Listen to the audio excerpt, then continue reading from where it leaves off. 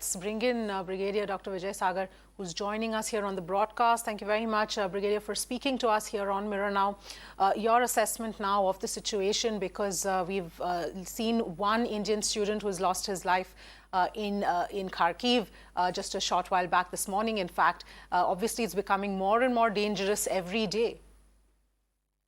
Avni, you see, even we talked about it earlier also, and there were two distinct phases of this. One is getting the students out of the bunkers and taking them to the border of those 5 different countries, wherein our even union ministers are waiting to coordinate along with the Indian Air Force and the Air India planes to get them back home. The major challenge always was how to get the children out in a war zone where there are no communication facilities at all, no trains running, no buses running at all. How to get them out of there. And then, of course, even making a contact by the agency was also a major challenge.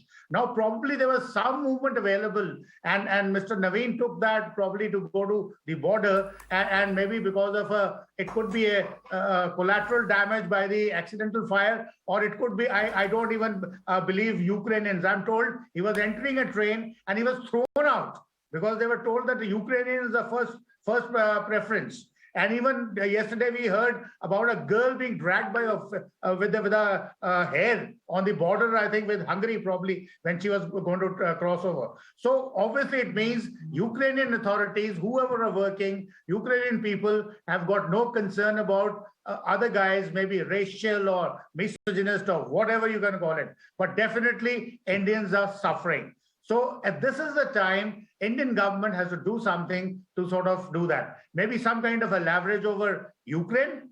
Though we said Ukraine, we got good relations with you. Though they said no, you abstained. You did not favor us in the General Assembly, nor in UNSC or in otherwise. But the point is, they have also done the same to us many times. Now the question arises, what should be the principal stand of government of India? How to get Ukraine arranged around this thing corner to save our students, because our students are paramount to us and we have to get them out whichever way it is. So probably the Indian government can give some kind of a leverages to Ukraine government to get them out. Yes, absolutely, Brigadier. That is of paramount importance to bring our students back home right now. In terms of how far, like you were just taking the point forward, how far would both Ukraine, you said we need to get some sort of a leverage there, but what about Russia as well? Because even their cooperation would then be required to bring the students from eastern Ukraine, which is the main conflict points, to western Ukraine as well. And the other aspect to that question, what about the option of, bringing students to the Russian side from eastern parts and then evacuating from there? Would that be something that either Russia would agree or India would look to explore? Avni, you are absolutely right. These are the two options available to us. One is that we talk to Russia for two things. Either wherever a Russian army is already there, somehow they're able to sort of get our Indian students onto their side and get them out of this war zone via Russian this thing. So far, it hasn't happened.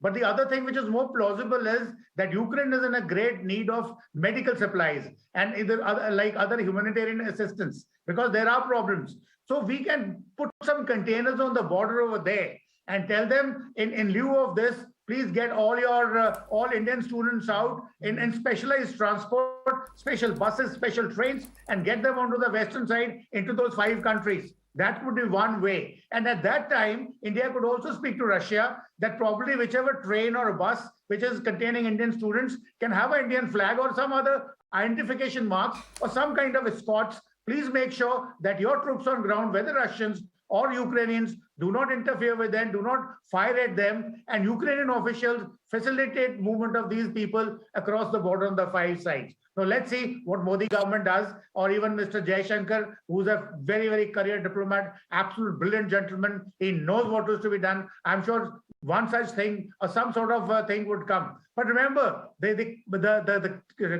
level of this exercise is colossal. The total of 15,000, 16,000 students who are already there. Only 2,000 have been evacuated so far.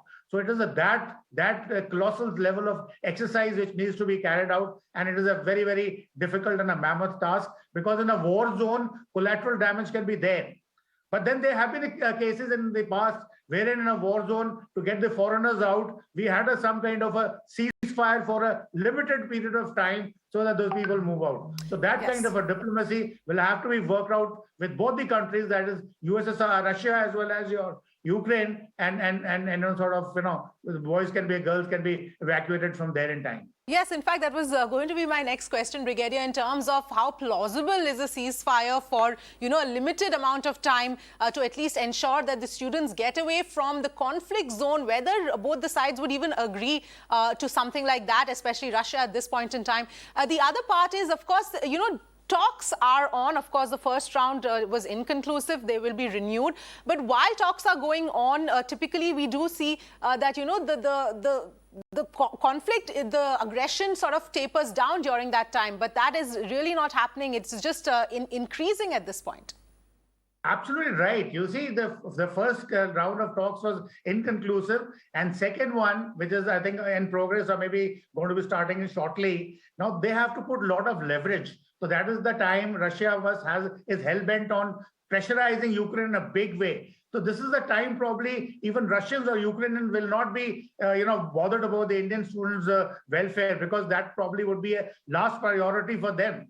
But either that happens, or India is somehow able to convince Russia, okay, please make, when you're talking to Ukraine, this should be also be part of one of the agenda points, that they must extricate Indian students, if not towards the Western Ukraine, at least get them onto the Russian side. So because the Russian troops are in large numbers, so once they get into a Russian zone, then they're absolutely safe. So this probably, they'll have to work it out. Yes, absolutely, Brigadier. We'll have to see how that really pans out, if it is an option that will be explored going forward. Thank you so much for joining us with your perspective.